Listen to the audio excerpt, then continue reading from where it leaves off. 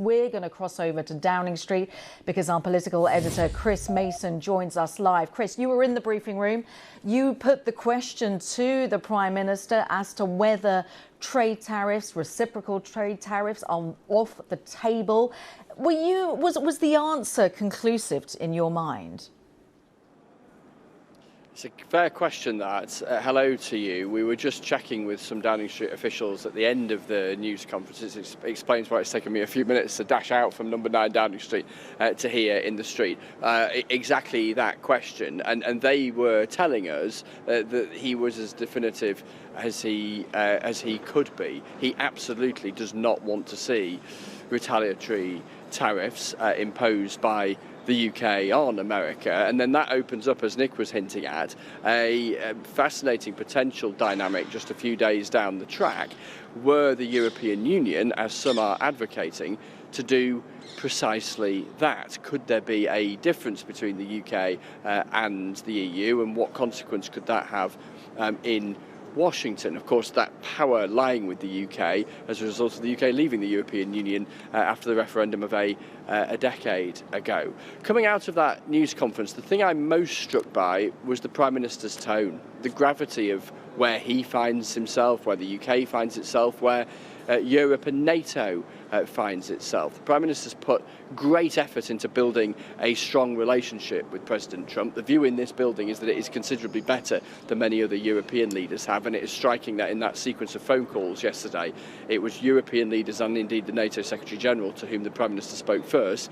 Then he had his conversation with President Trump, and there is clearly a desire to continue prizing that relationship, as Nick was reflecting, to try and dial down the rhetoric, to not talk about the prospect of retaliation, and the hope that calm language can find a way through. The big question is, can it? What in practical terms does the Prime Minister do next? That's what I sought to ask him a few minutes ago. Could he, for instance, alongside other European leaders, go to the World Economic Forum, the summit of business and political leaders in Davos in Switzerland, in a couple of days' time? The President's going to be there on Wednesday. The Prime Minister is not due to go as things stand, but I'm told that it does remain an option.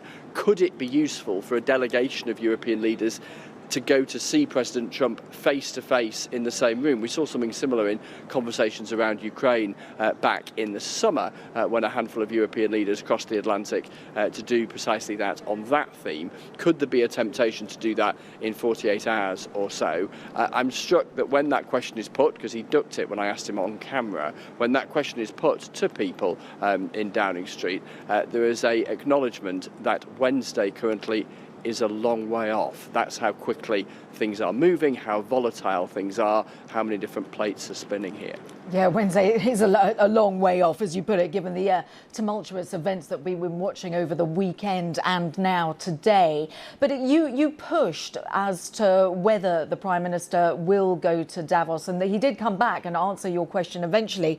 And it's all a little bit vague, but what the Prime Minister was keen to stress, and he said it a few times, is that his team are in conversation with members of the Trump administration on a daily basis. Yeah, absolutely. So we saw the Prime Minister had that phone conversation with President Trump last night, but the emphasis from the Foreign Office and indeed from Downing Street is the depth and frequency of that relationship, one administration to another, not just one leader to another or one Foreign Secretary and Secretary of State to another, but at every level of both administrations. And the argument that is made, and is so frequently made, is that the depth and value of that UK-US relationship is huge economically and in security terms, and that should never be overlooked. Now, the question is going to be, because this is the first big fracture that the UK has had with the Trump administration since the inauguration of a year ago. There's been a real attempt over and over again from Downing Street to dial down any sources of difference and disagreement. There have been one or two others, for instance, the recognition of a Palestinian state, but this is the first biggie in terms of being in a very, very different position on a live question where there are big swirling questions about the whole future of the NATO alliance. I'm really struck that over the weekend the Foreign Secretary was having lunch here in London with the UN Secretary General, who was here to mark the 80th anniversary of the birth of the United Nations, one of those big multilateral organisations founded in the months and years after the Second World War. And a matter of hours later, the latest case study in President Trump whipping out his smartphone, tapping something out on social media, and yet again imperiling that whole post-Second World War order, implying that that might is right and that international institutions are so often, in his view, useless or past their sell-by date. It's an unprecedented moment, this, I think, geopolitically and in the relationship between the UK and the US, and so difficult for the Prime Minister to get right. And at just the point he is desperate to be talking about domestic issues. You know, a couple of weeks ago, on the first Monday of this year, he took a load of us reporters to Reading, just to the west of London. He wanted to talk about the cost of living. We were at a community centre. All the questions were about Venezuela. Today, he was also due to be out and about, away from London, again talking about the cost of living. So often the number one issue that comes up in focus groups and opinion polls for millions of people around the UK.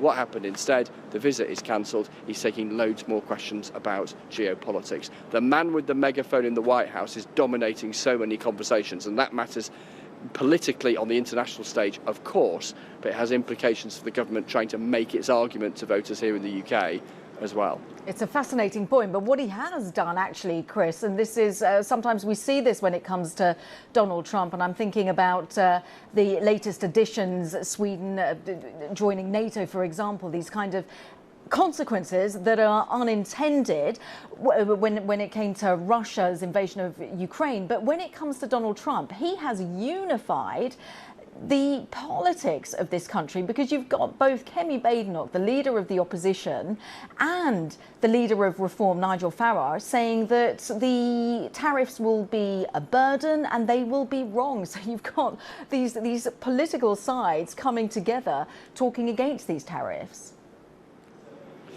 Yeah, that's right. I thought it was very notable, actually, that the Prime Minister chose in his scripted remarks before the questions to praise the Conservative leader Kemi Badenoch's response, not just supporting what the government was seeking to do, but the tone that he struck. The Prime Minister railing against, as he frequently has in the past, what he sees as the performative politics of politicians tempted to go onto social media and say something explosive which might generate them a few short-term headlines. Of course, in so doing, he's sort of also offering a commentary on the man at the other end of the phone last night when he was talking to President Trump. But yes, you're right, it has brought together UK political leaders. There are some subtleties, there are some differences. So the Liberal Democrats have been particularly outspoken, for instance, around the question of tariffs. But broadly speaking, it has brought together UK politics.